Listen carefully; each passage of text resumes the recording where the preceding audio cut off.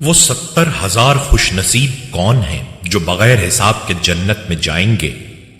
پل صراط توکل اور نجات کا راز، نہ میزان نہ سوال نہ حساب، صرف سیدھا جنت کا دروازہ۔ لیکن کیوں؟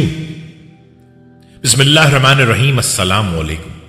کبھی آپ نے سوچا ہے کہ قیامت کے دن جب ہر شخص حساب کے خوف سے کانپ رہا ہوگا، جب پل صراط کے نیچے جہنم کی آگ بھڑک رہی ہوگی، جب فرشتے ہر انسان کا نامہ اعمال کھول رہے ہوں گے، تو اس دن کچھ ایسے خوش نصیب بھی ہوں گے جنہیں کسی حساب کتاب کی ضرورت ہی نہیں ہوگی۔ وہ نہ رکیں گے، نہ تولے جائیں گے، نہ کسی سوال کا سامنا کریں گے۔ وہ اپنی قبروں سے اٹھیں گے اور سیدھے جنت کی طرف روانہ ہو جائیں گے، گویا اللہ تعالیٰ نے انہیں خاص کر کے چنا ہو۔ آخر وہ کون لوگ ہوں گے؟ ان کا راز کیا ہے؟ ان کی زندگی کا وہ کون سا اصول تھا جس نے انہیں دنیا میں عام انسانوں سے ممتاز کر دیا؟ کیا وہ توکل کرنے والے تھے؟ کیا ان کے دل خوف سے خالی تھے، یا ان کی عبادت کچھ ایسی تھی جو باقیوں سے مختلف تھی؟ آج ہم اسی راز سے پردہ اٹھائیں گے، ان 70,000 خوش نصیبوں کا ذکر کریں گے جنہیں نبی کریم صلی اللہ علیہ وسلم نے بغیر حساب کے جنت میں جانے کی بشارت دی، اور یہ بھی جانیں گے کہ کیا ہم بھی ان میں شامل ہو سکتے ہیں۔ ناظرین، قیامت کا دن خاموش، بھیانک اور ہر طرف خوف کا عالم۔ انسانوں کا ہجوم میدان محشر میں کھڑا ہے، ہر آنکھ سہمی ہوئی، ہر دل دھڑک رہا ہے۔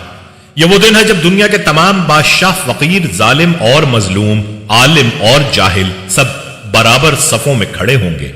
کوئی رتبہ، کوئی تعلق، کوئی دولت کسی کے کام نہ آئے گی۔ ہر شخص صرف اور صرف اپنے اعمال کے ساتھ تنہا کھڑا ہوگا، اور پھر ایک ایسا مرحلہ آئے گا جسے سن کر دل دہل جائے گا، جسم کانپنے لگے گا۔ پل صراط۔ اللہ تعالیٰ سورہ مریم کی آیت نمبر 71 اور 72 میں فرماتے ہیں، اور تم میں سے ہر شخص جہنم پر وارد ہونے والا ہے، یہ تمہارے رب کے ذمے قطعی فیصلہ ہے۔ پھر ہم ان لوگوں کو نجات دیں گے جو متقی ہوں گے، اور ظالموں کو اسی میں گھٹنوں کے بل چھوڑ دیں گے۔ یہ آیات واضح کر رہی ہیں کہ ہر انسان چاہے وہ کیسا بھی ہو، پل صراط پر سے گزرے گا۔ صرف وہی کامیاب ہوں گے جنہوں نے دنیا میں تقوی اختیار کیا ہوگا، جو اللہ سے ڈرتے اور اس کی حدود کا پاس رکھتے تھے۔ باقیوں کے لیے یہ پل ایک ابدی انجام کا دروازہ ہوگا۔ نبی کریم صلی اللہ علیہ وسلم کی ایک مشہور حدیث ہے جو کئی کتب حدیث میں مروی ہے، پل صراط بال سے زیادہ باریک اور تلوار سے زیادہ تیز ہوگا، یعنی اس پر سے گزرنا انسان کی زندگی کا سب سے مشکل مرحلہ ہوگا۔ یہ پل جہنم کے اوپر قائم ہوگا، پل کے نیچے جہنم کی دہکتی آگ جو بھڑکتی ہوگی، اور پل کے کناروں پر خاردار کانٹے اور گرفت کرنے والے آنکڑے ہوں گے۔ ذرا تصور کیجئے، ایک پل جو اتنا باریک ہو کہ اس پر قدم رکھنے کا خیال ہی ہولناک ہو، اور اتنا تیز کہ اگر انسان کا پاؤں ذرا بھی لڑکھڑائے تو وہ پل نہیں ایک تلوار بن جائے، کاٹ کر جہنم میں گرا دے۔ نبی اکرم صلی اللہ علیہ وسلم نے فرمایا، لوگوں کو ان کے اعمال کے مطابق پل صراط پر سے گزارا جائے گا۔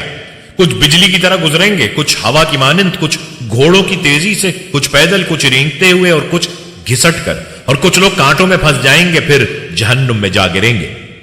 یہ حدیث دل دہلا دینے والی ہے۔ سوچئے، قیامت کے دن ہر انسان کی رفتار اس کی دنیا کے اعمال کے مطابق ہوگی۔ جنہوں نے زندگی تقوی اور ایمان کے ساتھ گزاری ہوگی وہ روشنی کی رفتار سے گزر جائیں گے، لیکن جن کے اعمال کمزور ہوں گے ان کے قدم ڈگمگائیں گے، وہ لڑکھڑائیں گے، ان کے جسم پل پر سے گھسیٹے جائیں گے، اور بہت سے جہنم کی آگ میں جا گریں گے۔ ذرا اس منظر کا تصور کریں، نیچے دہکتی ہوئی آگ ہے جس سے شعلے اٹھ رہے ہیں، سناٹا ہے یا صرف فرشتوں کی گرجدار صدائیں؟ اندھیرے کا راج ہے، اور ہر طرف لوگوں کے کراہنے، چیخنے اور مدد کی پکار کی آوازیں۔ کچھ چہرے روشن ہوں گے جنہیں فرشتے سلام کرتے ہوئے گزر رہے ہوں گے، اور کچھ ایسے ہوں گے جن کے چہرے سیاہ ہوں گے جنہیں فرشتے پیچھے سے دھکا دے کر گرا رہے ہوں گے۔ پل پر جھٹکے، خاردار آنکڑے اور پیچھے سے آنے والوں لوگوں کا ہجوم۔ یہ وہ منظر ہے جو انسان کی روح کو ہلا دیتا ہے۔ ایک حدیث کے مطابق جب لوگ صراط پر سے گزر رہے ہوں گے تو رسول اللہ صلی اللہ علیہ وسلم پل کے کنارے پر کھڑے ہوں گے اور فرما رہے ہوں گے، یا رب سلامتی دے، یا رب سلامتی دے۔ یہ جملہ بار بار دہرایا جائے گا، یا رب سلامتی دے۔ ذرا تصور کیجئے، رسول اللہ خود بھی اپنی امت کے لیے دعا کر رہے ہیں، اور ان کے سامنے ان کے ماننے والے اس خطرناک پل پر سے گزر رہے ہیں۔ کچھ کامیابی سے گزر جائیں گے، کچھ درمیان میں پھنس جائیں گے، اور کچھ دوزخ میں جا گریں گے۔ اس دن کوئی نبی، کوئی ولی، کوئی امام کسی کو نہیں بچا سکے گا سوائے اس کے جس پر اللہ تعالیٰ کی رحمت ہوگی۔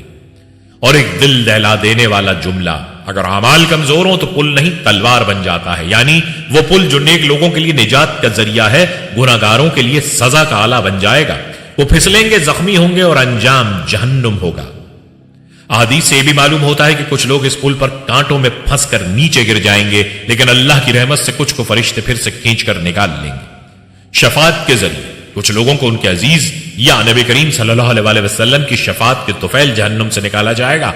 लेकिन वो मंजर किस कदर खौफनाक होगा जहां इंसानों की किस्मत, उनके अमाल और अल्लाह की रहमत के दरमियान एक तेज धार लाइन पर फैसला हो रहा होगा। पुलिस रात के किनारे खड़े हुए फरिश्ते एक एक इंसान का नाम पुकारते जाएंगे। कुछ के चेहरे सफेद होंगे, कुछ स्याह, कुछ के हाथ में नूर होगा जो उनके रास्ते को रोशन करेगा। कुछ अंधेरे में भटकेंगे।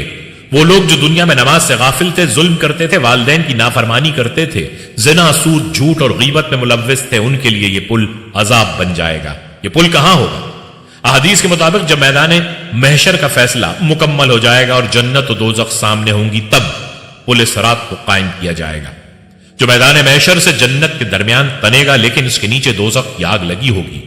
गोया इंसान को जन्नत तक पहुंचने के लिए दोज़ख के ऊपर से गुजरना होगा और सिर्फ वही कामयाब होगा जिसके अमाल इस काबिल होंगे कि वह अल्लाह ताला के हुक्म से, उसकी रहमत से और अपने नेक अमाल की रोशनी से पुल पर तवाज़ुन बरकरार रख सके। बाज रिवायात में आता है कि इस पुल पर अमानत और रिश्तेदारियां खड़ी होंगी, यानी जो शख्स दुनिया में खयानत करता था, जो अपने रिश्तेदारों से कतई ताल्लुक करता था, उन्हें ये चीजें पुल पर रोके रखेंगी। जैसे ही वो कदम रखेगा, ये चीजें उसका दामन पकड़ लेंगी और उसे नीचे गिरा देंगी। नाज़रीन, अब बात करते हैं उन खुशनसीबों की जो बगैर हिसाब किताब के जन्नत में जाएंगे। एक दिन रसूल अल्लाह सल्लल्लाहु अलैहि वसल्लम ने अपने सहाबा को एक ऐसी खुशखबरी दी जो ईमान वालों के दिल को रोशनी, यकीन और उम्मीद से भर देने वाली है। आपने फरमाया, मेरे रब ने मुझे 70,000 अफराद के बारे में खबर दी है जो मेरी उम्मत में से बगैर हिसाब किताब के जन्नत में दाखिल होंगे। ये सुनकर सहाबा कराम हैरान रह गए और इसका सबब जानने की ख्वाहिश की। तब आपने फरमाया कि इन लोगों की 4 नुमाया सफात होंगी, 4 हैरानकुन और मुनफरिद खसलतें जो उन्हें आम लोगों से मुमताज करती हैं और उन्हें अल्लाह के दरबार में इतना मुकर्रब बनाती हैं कि उनका कोई हिसाब ही न लिया जाएगा। नंबर 1, वो की नहीं करवाते। की यानी दाग लगाकर इलाज करवाना। अरब माशरे में एक आम आजमूदा और माना हुआ तरीका इलाज था जिसमें गर्म लोहे से जिस्म पर दाग लगाकर बीमारी का इलाज किया जाता था। यह अमल ना सिर्फ जिस्मानी तकलीफ दे होता बल्कि इंसान को दूसरों पर इन्हिसार का आदी भी बना देता। अगरचे शरीयत ने इसे हराम करार नहीं दिया, लेकिन नबी करीम ने लोगों को सबसे आला मकाम का मुस्तहिक करार दिया जो ऐसे इलाज से इज्तनाब करते हैं। यही वजह है कि 70,000 उन खुशनसीब अफराद की फहरिस्त में शामिल किए गए हैं जो बगैर हिसाब के जन्नत में जाएंगे और उनकी नुमाया सिफात में ये भी है कि वो की नहीं करवाते। ये महज इलाज से इज्तनाब नहीं बल्कि रूहानी खुददारी और तवक्कुल अल्लाह की इंतहा है। ये वो लोग हैं जो बीमारी को महज जिस्मानी मसला नहीं समझते बल्कि उसे अपने रब की तरफ से एक आजमाइश, एक इम्तिहान और एक तरबियत तसव्वुर करते हैं। वो इस दर्द तकलीफ में भी अल्लाह की रजा को तलाश करते हैं। उनके लिए शिफा सिर्फ दवा या इलाज में नहीं बल्कि रब की मशय्यत में पनाह होती है। उनके दिल में पुख्ता यकीन होता है कि अगर अल्लाह चाहे तो बगैर किसी दवा, बगैर किसी तबीब की भी शिफा दे सकता है, और अगर वो ना चाहे तो दुनिया भर के माहिर डॉक्टर और इलाज भी बेअसर रहेंगे। यही वह बातनी ताकत है जो इन अफराद को आम इंसानों से मुमताज करती है। वो सिर्फ जिस्मानी तौर पर मजबूत नहीं होते बल्कि उनकी रूहानी दुनिया भी बड़ी मजबूत, पुरसुकून और अल्लाह पर कामिल एतमाद से भरी होती है। उनकी रूह अल्लाह की कुदरत पर इतना यकीन रखती है कि वो किसी इंसानी सहारे को असल शिफा का जरिया नहीं मानते। वो बज़ाहिर कमजोर और बीमार नजर आ सकते हैं मगर उनका दिल, उनका यकीन और उनकी रूह इस कदर ताकतवर होती है कि वह हर आजमाइश को सब्र, रजा और तवक्कुल के साथ कबूल करते हैं। उनका तर्ज अमल हमें एक पैगाम देता है, असल ताकत दवा में नहीं, दवा को असर देने वाले के इख्तियार में है। यही रूहानी खुददारी, यही बातनी गैरत, यही ईमान की पुख्तगी उनको इन खास बंदों में शामिल करती है जिनके लिए क़यामत के दिन ना कोई हिसाब होगा, ना कोई बासपुरस, सिर्फ खुशखबरी, इस्तकबाल और बिला ताखीर जन्नत का दरवाजा। ऐसे लोगों की सफ में आना चाहते हो तो आज से अल्लाह को ही अपना शाफी मानो और दुनिया के हर सहारे से पहले और बढ़कर रब पर तवक्कुल करना सीखो। नंबर 2, वो झाड़ फूंक नहीं करवाते। ये वो अजीम बंदे होते हैं जिन्होंने अपने दिल को मुकम्मल तौर पर अल्लाह के सामने झुका दिया होता है। वो ना खुद झाड़ फूंक करवाते हैं, ना किसी से इसका मुतालबा करते हैं और ना ही किसी जाहिरी रूहानी सहारे के पीछे भागते हैं। अगरचे दम करना, कुरान की आयात पढ़कर फूंक मारना और रक़या शरिया जैसे आमाल सुन्नत नबवी से साबित हैं और जायज हैं, लेकिन ये लोग अपने बुलंद रूहानी मकाम की वजह से इसे भी तर्क कर देते हैं। क्यों? क्योंकि उनके नजदीक किसी से यह कहना कि मेरे लिए दम कर दो, यह भी तवक्कुल में कमी और अल्लाह पर मुकम्मल एतमाद के मनाफी है। یہ لوگ صرف دوا یا روحانی علاج سے نہیں بلکہ ہر قسم کے غیر اللہ پر انحصار سے دل کو آزاد رکھتے ہیں۔ یہ وہ بندے ہیں جو روحانی طور پر مکمل خود مختار ہوتے ہیں، ان کے دل میں کوئی خلا نہیں ہوتا جسے تعویذ، دم یا جھاڑ پھونک سے پر کیا جائے۔ ان کا دل تو پہلے ہی رب کے قرب سے لبریز ہوتا ہے۔ ان کا ایمان، ان کی امید، ان کی حفاظت اور ان کی شفا سب کچھ اللہ کے اختیار پر چھوڑ دیا جاتا ہے۔ ان کا عمل ہمیں یہ سکھاتا ہے کہ جائز ہونا اور بہتر ہونا دو الگ باتیں ہیں۔ دم کرنا جائز ہے، لیکن اللہ پر ایسا کامل توکل رکھنا کہ بندہ خود ہی قرآن پڑھ کر اپنے لیے دعا کرے اور دوسروں سے توقع نہ رکھے، یہ ایمان کی اعلیٰ ترین سطح ہے۔ یہ وہ لوگ ہوتے ہیں جو رب سے براہ راست جڑنے والے ہوتے ہیں۔ نہ ان کا دل کسی عامل کے پاس جاتا ہے، نہ کسی پیر کے حجرے میں سکون ڈھونڈتا ہے، نہ وہ تعویذوں کے لیے بھاگتے ہیں اور نہ ہی کوئی واسطہ تلاش کرتے ہیں۔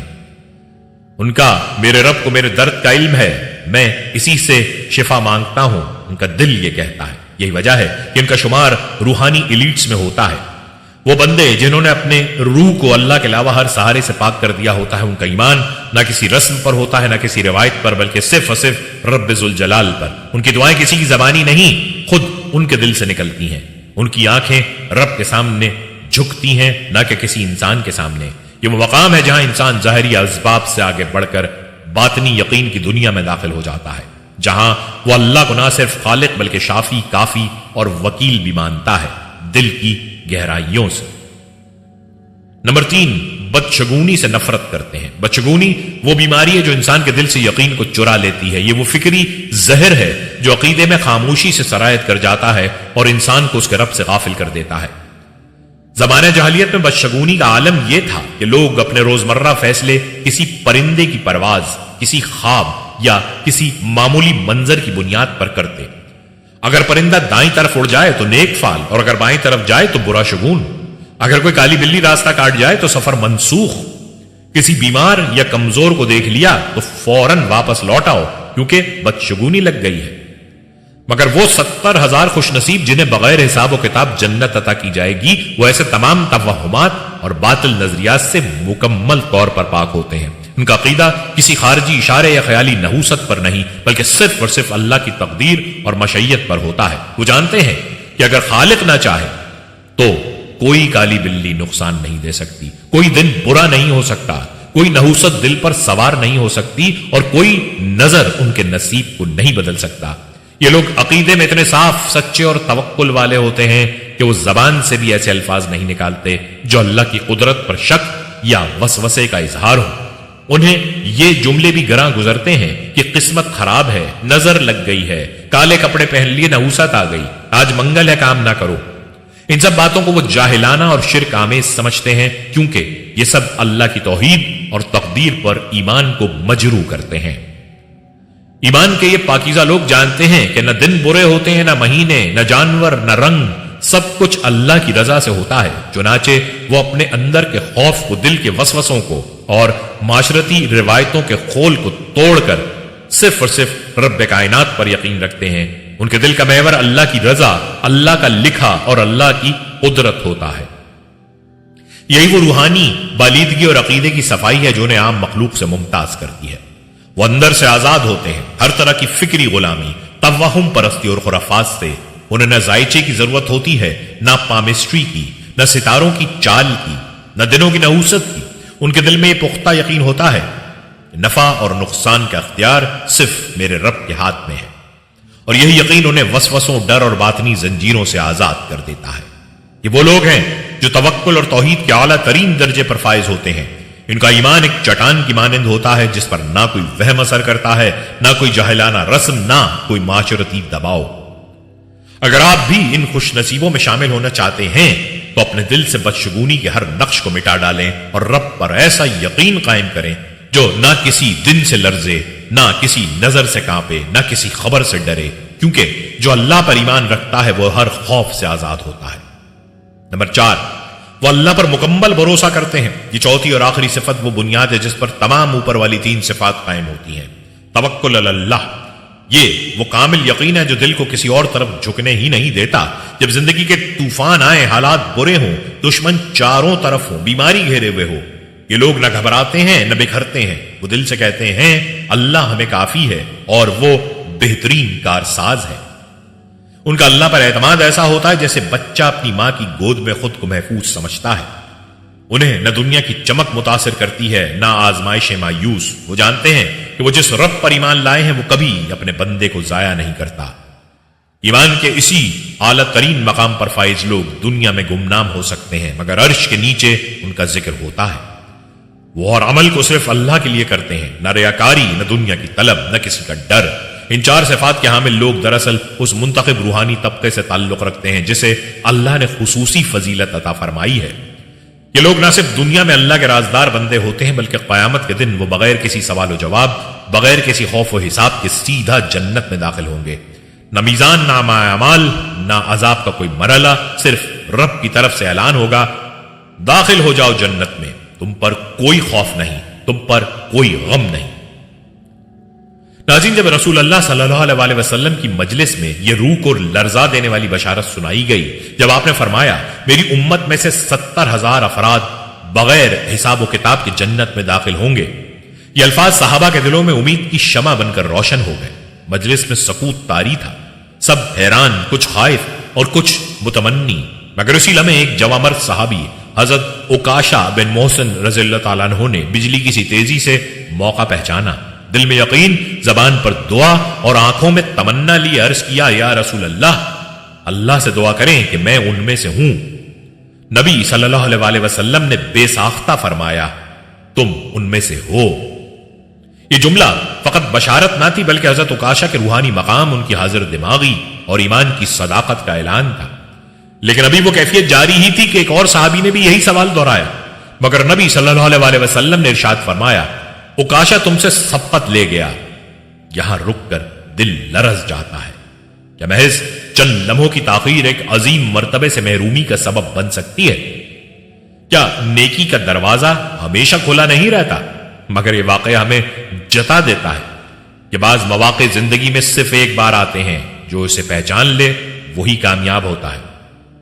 حضرت عکاشہ کا یہ قدم صرف جلد بازی نہ تھا، یہ روحانی بصیرت کا فیصلہ تھا. انہوں نے موقع کو پہچانا، جھپٹا اور رب کی رحمت کی طرف سبقت لی. یہ واقعہ آج ہمیں سبق دیتا ہے کہ ایمان کی دوڑ میں دیر کرنے والے اکثر پچھتاتے ہیں. اللہ کی رضا، نجات اور بخشش جیسے مواقع ہر وقت نہیں آتے.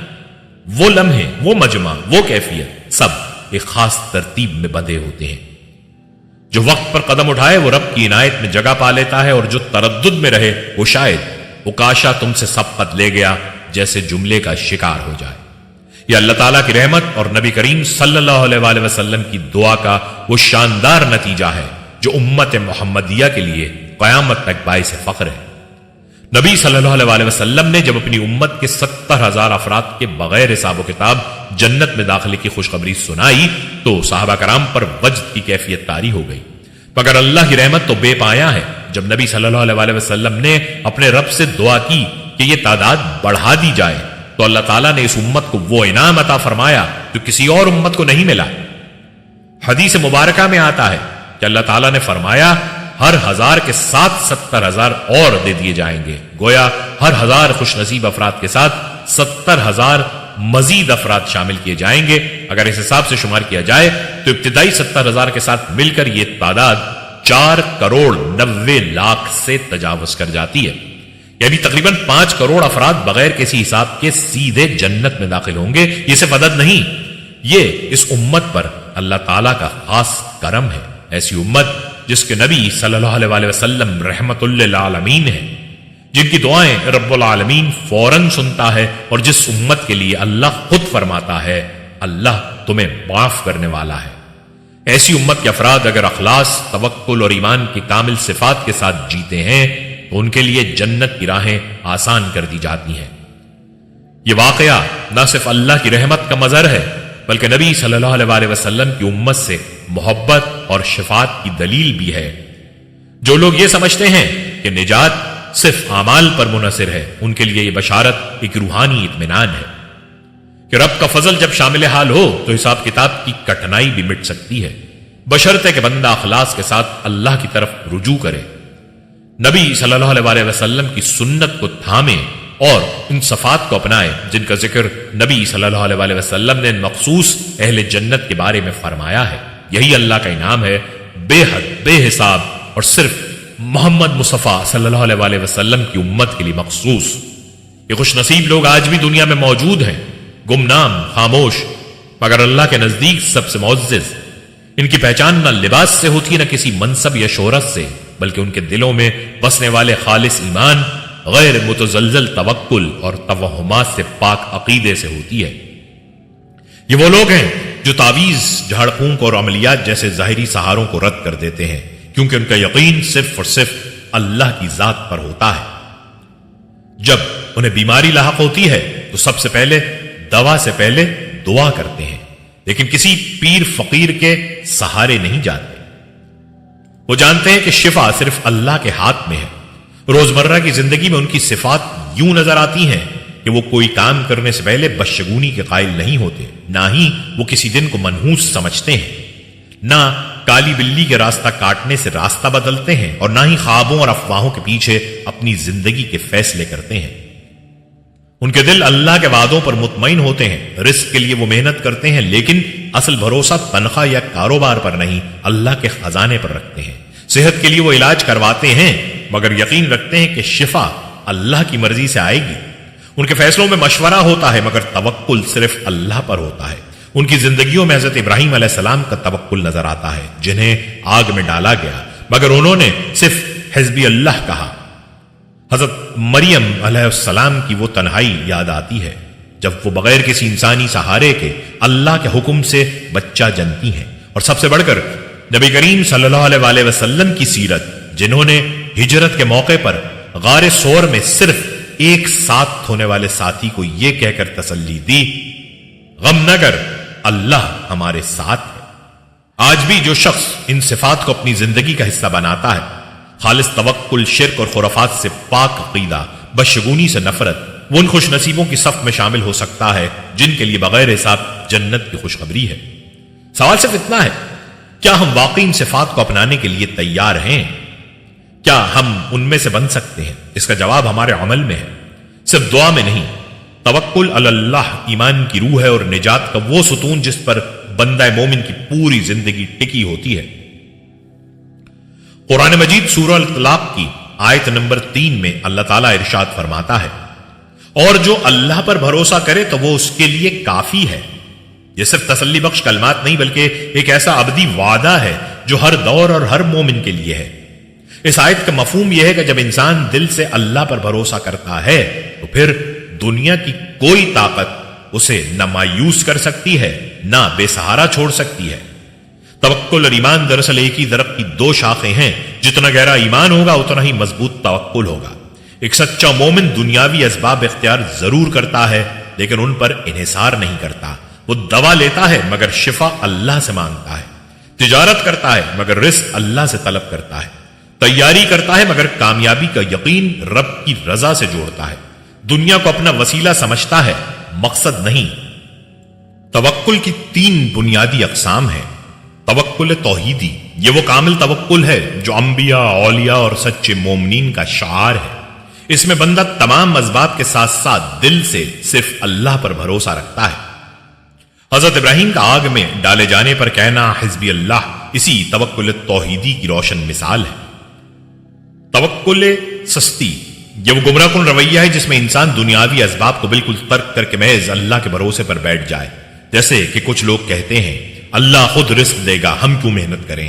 ایسا توکل در حقیقت توکل نہیں بلکہ سستی اور دین کی غلط تفہیم ہے، کیونکہ نبی صلی اللہ علیہ وسلم خود فرمایا کرتے تھے، اونٹ کو باندھو پھر توکل کرو۔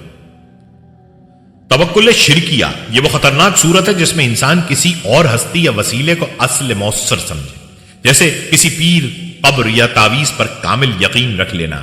یہ شرک کی طرف لے جانے والا توکل ہے جو عقیدہ توحید کو مجروح کرتا ہے۔ توکل کا اصل مفہوم یہی ہے کہ بندہ بظاہر تمام اسباب اختیار کرے مگر اندر سے صرف اللہ کو مؤثر حقیقی مانے۔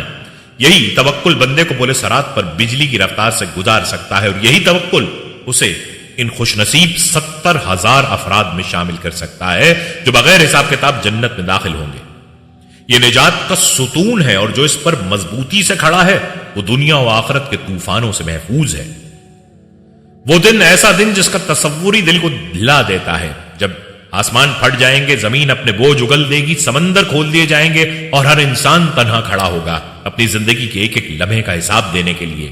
قرآن مجید میں بارہا اس دن کی ہیبت کو بیان کیا گیا ہے، لیکن سورہ عبس میں اللہ فرماتا ہے اس دن انسان اپنے بھائی سے بھاگے گا، اپنی ماں اور باپ سے، اپنی بیوی اور بیٹوں سے، ہر ایک کو اپنی پڑی ہوگی۔ سوچئے ماں جیسی ہستی جو دنیا میں اولاد کے لیے سب کچھ قربان کر دیتی ہے، وہ بھی اس دن اپنے بچے کو بھول جائے گی۔ یہ کیسا دن ہوگا؟ اسی دن کچھ چہرے روشن ہوں گے، خوشی سے چمک رہے ہوں گے۔ قرآن میں فرمایا گیا تو جس کو اس کا نامہ اعمال اس کے دائیں ہاتھ میں دیا جائے گا، وہ کہے گا لو پڑھو میرا نامہ اعمال۔ وہ جانتا ہوگا کہ آج وہ نجات پا گیا، اب کوئی خوف نہیں، کوئی غم نہیں، اور وہ ہمیشہ کی جنت کا وارث بن گیا۔ لیکن ہر ایک کو مقام حاصل نہیں ہوگا، کیونکہ اللہ تعالیٰ نے سورہ الحاقہ میں خبردار فرمایا، اور جس کو اس کا نام اعمال پیٹھ کے پیچھے سے دیا جائے گا وہ پکارے گا ہائے میری بربادی، اور وہ بھڑکتی ہوئی آگ میں جھونک دیا جائے گا۔ اور پھر سب سے خطرناک لمحہ اس کے لیے ہوگا جسے حساب میں سختی سے پکڑا گیا۔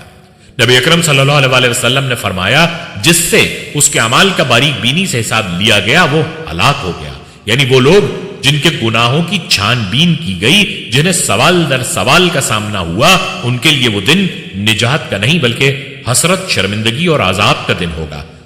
سوال یہ ہے ہم کہاں کھڑے ہیں؟ کیا ہم ان خوش نصیبوں میں سے ہوں گے جنہیں حساب کی حاجت ہی نہیں، یا ان میں جن کا اعمال ترازو میں ہلکے نکلیں گے؟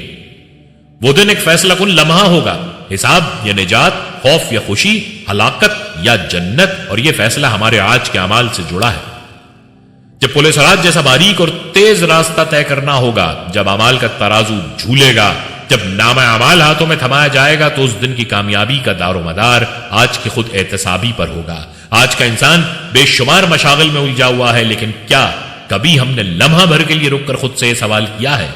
کیا میں واقعی نجات کے لیے تیار ہوں؟ کیا میرا عقیدہ خالص ہے یا اس میں شرک کی آمیزش ہے؟ کیا میں اپنے مسائل کے حل کے لیے اللہ سے براہ راست رجوع کرتا ہوں جیسا کہ انبیاء اور صحابہ کرتے تھے؟ کیا میں بدشگونی سے ڈرتا ہوں جیسے کالی بلی کے گزرنے سے، مخصوص دنوں کی نحوست سے، یا اندیکھے وہموں سے جو در حقیقت ایمان کی کمزوری کی علامت ہے؟ کیا میں صرف دنیاوی اسباب، مال، تعلقات یا ظاہری ذرائع پر اعتماد کرتا ہوں، یا میرا دل اندر سے یقین سے بھرا ہے کہ اللہ ہی کافی ہے؟ یہ وہ سوالات ہیں جو ہر ذی شعور مسلمان کو خود سے کرنے چاہیے، کیونکہ جواب وہی ہے جو ہماری آخرت کا فیصلہ کرے گا۔